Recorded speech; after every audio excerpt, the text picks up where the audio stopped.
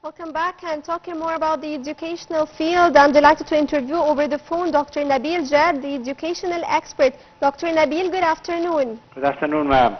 First of all, I'm delighted to interview you in Cairo Local Time Show, and let's start with explaining the difference between the national universities and public universities, and what is the importance of adding more national universities to Egypt?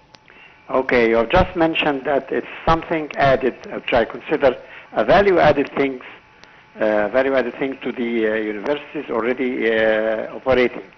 We have, as we all know, national universities, and effectively in the upcoming year, 25-26, there will be 10 new universities will be inaugurated.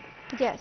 Plus the governmental universities we have and the private universities. If we compare the fees, apart from the financial or fees, tuition fees, of course these universities, I mean the national universities, will have very reasonable fees, which most parents or students can afford.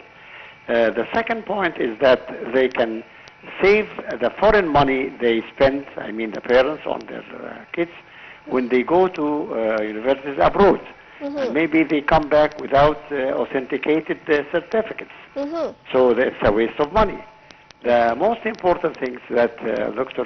Ayman Ashur, His Excellency, mentioned is that the Egyptian universities, especially Cairo University, had already jumped 14 points in the pre-university levels or ranking out of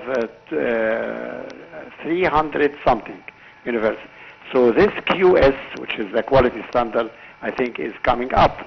It's always easy to reach the top or the summit, but it's not easy to be stable on it. So we need to have more progress and development for our thing. The only thing also that attracted my attention is that these new universities have been equipped with academic resources, modern infrastructure, and administrative structure as well. So the government is always giving due care to such competitive universities, and competition leads also to bettering the standards of learning. The most important issue nowadays, as we all know, is the AI, the artificial intelligence. So I think this factor will help a lot to push them forward. So this means that these new universities are going to support the artificial intelligence. They're going to provide this knowledge to students. I think it's a must. Another important issue Dr. Ayman Ashur has mentioned, that we will export such universities abroad. I mean, maybe, I'm not quite sure, to the African or Asian countries with members of staff here, but I think this needs feasibility study from these sides, and when we come to an agreement, I think this is also another added value to the reputation Egypt already has in all fields, on top of which is education. Of course, adding this point, even if it's just in the plan of Dr. Ayman Ashur, it is also great. But talking about these new universities, you have mentioned, Dr. Nabil, that they will have reasonable fees. So I would like to ask you, what are the admission requirements for students to apply to these universities, especially that they will be with reasonable fees and they will be able to join them easily?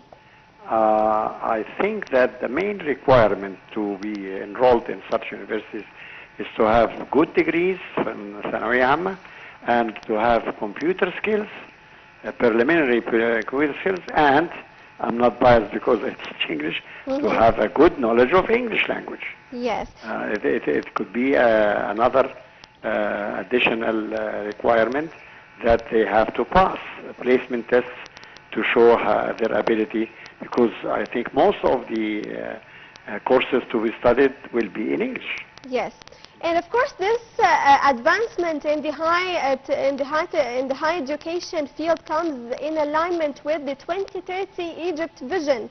How do you explain this to us?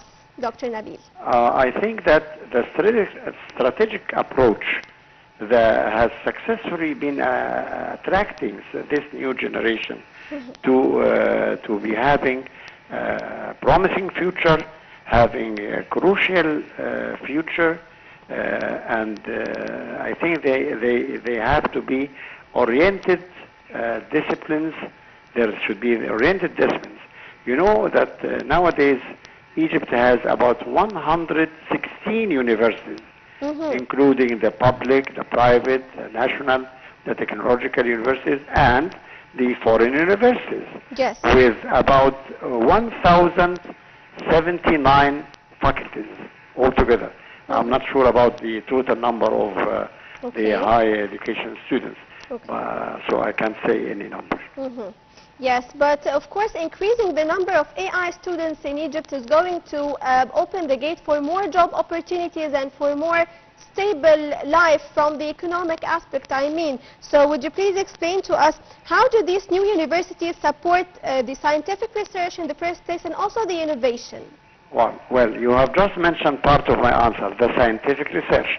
Because you know, nowadays the university ranking all over the world depends on the scientific researches to be done. Sure. And the number of foreign instructors or professors or lecturers that the staff members include. So if there are a variety of levels of foreign staff members, that will add also to the attraction given to the students, convincing them to be joining and enrolling such universities. These people, the students, are our future hope for their, maybe you may ask me about what's my recommendation for them. I wish them by the beginning of the second half of the academic year to be working so hard, exerting all their efforts to be on the top. If we seek the top, I think that would be very good hope for each of them. And we're proud of such people because they are the future of our country, the beloved country, Egypt.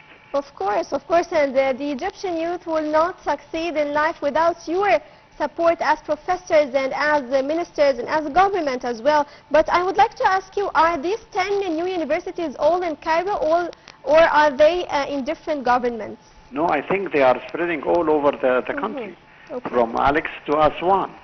And the 10 new universities, I actually was very surprised that 10 national universities added to the present ones.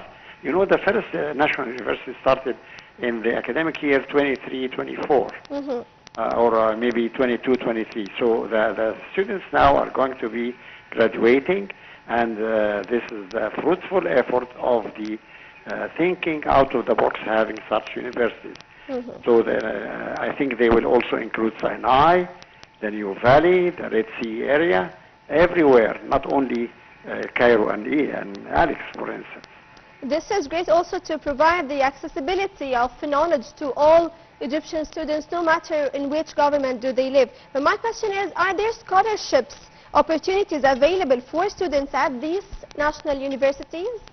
As a matter of fact, I haven't heard about any scholarships given by such universities, but I think there should be a certain percentage for scholarships for the distinguished and most diligent students, very promising for themselves and for the country as well. Yes, I would like to thank you so much, Dr. Nabil Jad, the educational expert, for being with us on Cairo Local Time Show and for this explanation.